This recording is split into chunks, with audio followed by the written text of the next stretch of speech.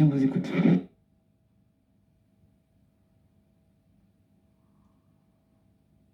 Madame Riati. Oui, mais pardon, je vous ai pas... C'est pas grave, non? J'ai vu juste le bras levé, j'ai pas vu le visage, pardon, excusez-moi.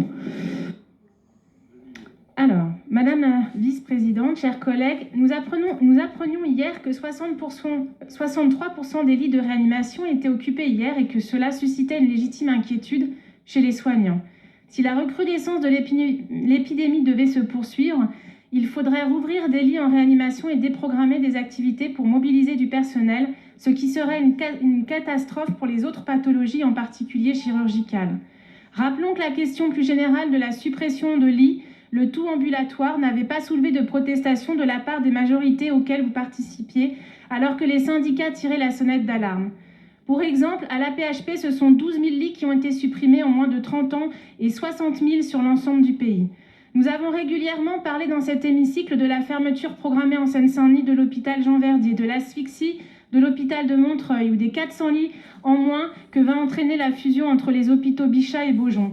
Comment ne pas être révolté quand on apprend en pleine crise sanitaire la fermeture de la chirurgie cardiaque, pourtant à la pointe dans ce domaine, de l'hôpital Mondor dans le Val-de-Marne?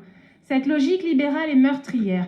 Comment expliquer que le nombre de lits en réanimation soit passé de 2500 en mars 2020 à 1700 aujourd'hui? Un véritable scandale d'État.